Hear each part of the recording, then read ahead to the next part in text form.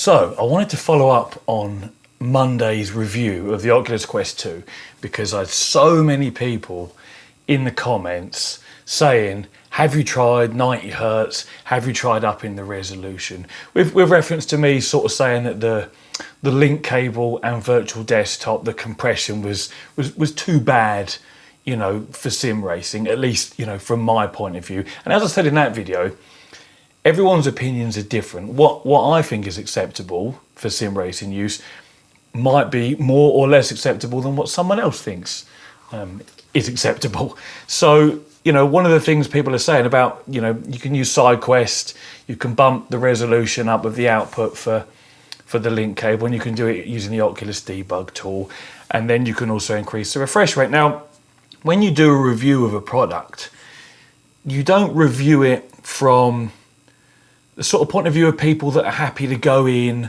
and dick around tweaking settings that you shouldn't really be tweaking with. You review it from an out-of-box experience, you know, as it was intended, how it came.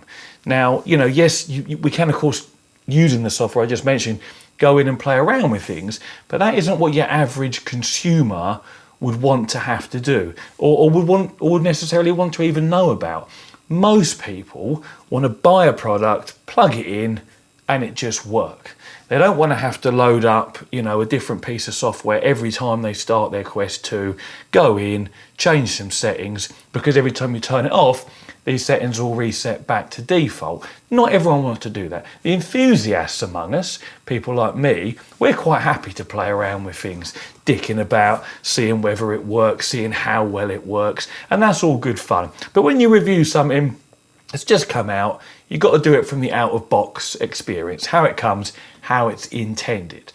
You know, when the link, and the other thing people were saying is, you know, you didn't mention the update for Link that's coming next month. And again, I didn't mention it because until it's actually here, until we get to try it out and see how big an improvement there is over how it is now, if there even is an improvement, you know, there's nothing really for me to talk about.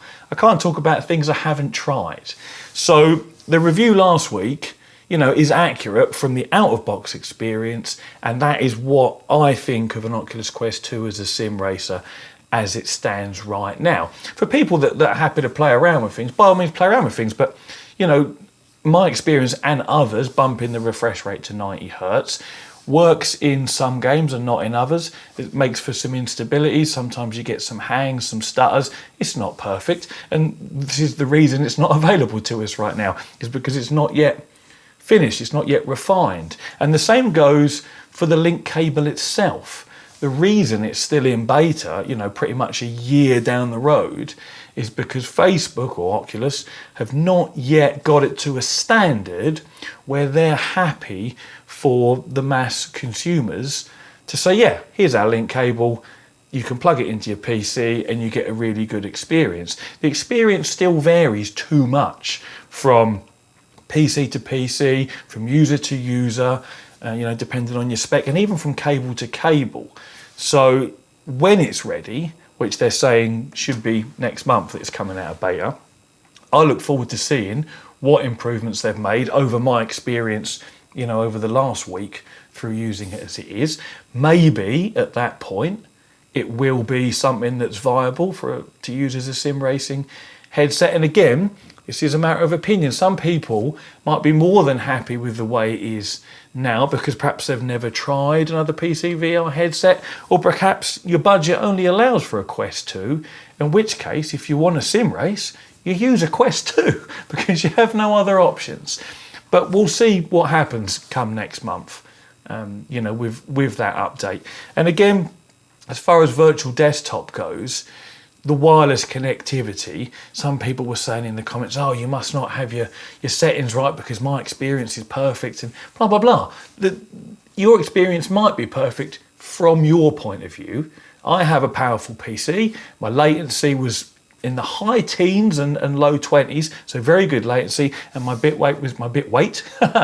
rate was up at about 95 and the quality was on high. So in some games, like I said in the last video, in first-person shooters like Half-Life, Alyx, Zero Caliber, it did look really good and it was more than playable.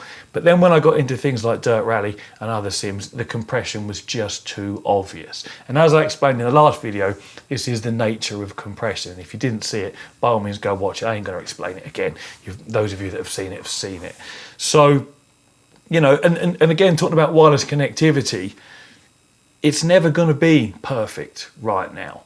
You know, some people say, well, why haven't Facebook released a wireless connectivity function for it yet when virtual desktop's out there and it works so well? And the reason for this is because virtual desktop doesn't work so well for everybody and in every scenario and every situation. And from Facebook's point of view, when they're going to offer something and say, we've now got this wireless connectivity, it needs to work flawlessly, or as close to as can be expected, for everybody. We can't have some people, you know, load up a game and it run like a bag of crap, and other people load up a game and it worked just fine. You know, and the reason, if you think about it, they're still working on the link cable, right, which is a wired connectivity option. The fact that's still in beta, potentially for another month, shows you how far away they must be with their wireless connectivity, because they wouldn't still be trying to optimize a wired connection if wireless connectivity is close to being a viable option, because they would just go straight with that. What would be the point in the wired option if you can advertise to people Oculus Quest 2 wireless connectivity for PC VR works amazing, no need for a cable? That'd be a hell of a pitch, wouldn't it? You know, there'd be no reason almost to buy any other headset if the Quest could do it well enough. And this is really what it comes down to. Whilst the functionality is there using virtual desktop, whilst you can increase the output resolution of the link cable and you can push the refresh rate up right now using third-party apps, some people don't want to jump through those hoops. They don't work well enough for everybody. You know, some people don't want to register as a developer even just to use side quest with their Quest 2, and that's understandable. Not everyone wants to have to do these things. So that's really why I didn't mention any of those sort of tweaking and higher level options in that review, because they're not for everybody.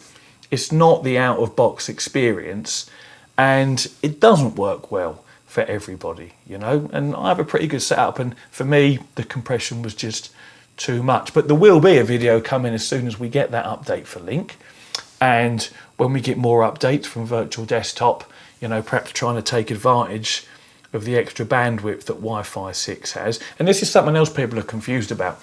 Wi-Fi 6 doesn't have any lower latency, from my understanding. I'm not a Wi-Fi engineer, than what Wi-Fi 5 GHz Wi-Fi does. It just has double the bandwidth. I believe it uses two 5 GHz channels or bands in parallel.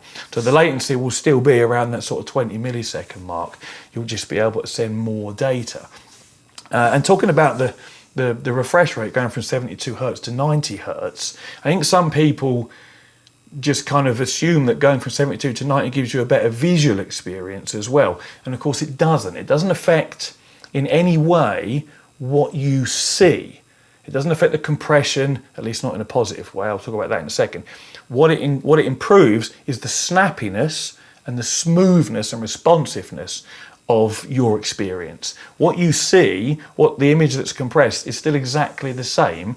It's just refreshing that display, you know, an extra 18 times every second. And this is another interesting point. If the compression algorithms being used in both Link and virtual desktop right now are struggling in some games to give us a good experience at 72 Hertz, why would you think increasing the amount of frames per second from 72 to 90 is going to make the experience better?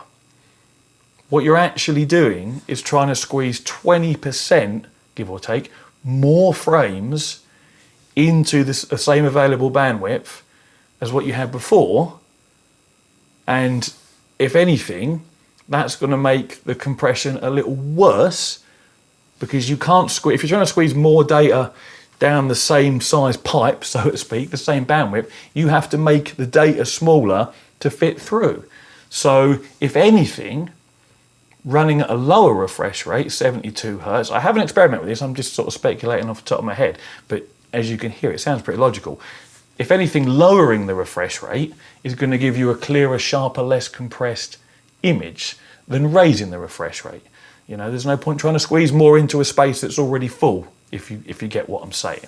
Now, like I said before, I haven't looked into the compression methods used by Virtual Desktop or by the Oculus Link, so that might not be accurate, but it's pretty logical. If you're going to try and squeeze, well, it's like if you were streaming a 720p video on YouTube versus an 8K video on YouTube, and you look at the amount of data transfer, the amount of bandwidth used, the difference is huge because you're trying to pull more down. The same applies when you bump your refresh rate from 72 to 90. You've got to try and squeeze those extra frames in the same space. So bumping to 90 hertz probably isn't even a good idea from a Link or Virtual Desktop point of view. It might be interesting to drop to 60 hertz and deal with the motion sickness just for the sake of testing, to see whether I can notice less compression running at 60 because we've then got to squeeze less frames in than we do at 72. Maybe some of you have tried this. If you have, let me know in the comments because I'm interested to know. I do get motion sickness, so the idea of playing at 60 hertz instantly makes me want to be sick. But I hope you kind of get where I'm going with this. You know, these sort of tweaks that you can do, you know, through SideQuest, through the Oculus debug tool, whilst they're kind of fun to have a little play around with, they're not stable, they're not reliable, they don't work for everybody, and they're not a be-all and end-all solution to making the Quest better than it is right now. The other one, of course, is increasing the output resolution. I did mention that very briefly earlier. In my experience, whilst it looks a touch sharper, the overall visual quality of the compression is still exactly the same. It's still crap. In the titles that I said were crap, you know, Dirt Rally, Star Wars Squadrons and what have you. Again, in those first person shooters, I had a really good experience, and that's probably how I'll play them going forwards until my G2 arrives, and then we'll see. But that's probably enough waffling for now. I thought I'd just talk about it because so many people mentioned, you know, you can do this, Karl, 90 hertz, you can increase the resolution, Karl. Oh, well, it's so much better. I thought I've got to have a little chat about it and just let you guys know that I have tried it. Those are my experiences. You know, it doesn't make a big enough difference, and it's a bit of a ball ache for newbies or people that aren't tech heads to have to dick around trying to do these settings every time, jumping through the hoops of registering as a developer. Yes, it is only going to the website, making up a fake business name and ticking a box. I know it's not the end of the world, but some people don't want to do it. Some people want to buy something, plug it in, and just know it's going to work. And as I said at the very beginning, when you review something, you have to review the out-of-box experience, not the supercharged version. You don't buy a car and review it on potentially sticking a huge great turbocharger to it and doubling the horsepower. You know, if you buy a Nissan Micra 1 litre with 65 horsepower, you don't review it as a 300 horsepower car because you could put a fully forged engine in it and strap a dirty great turbocharger to it. You review it as how it comes to you from factory. Anyway, that's enough of my waffling. Have a great weekend, everyone, and I'll catch you all soon.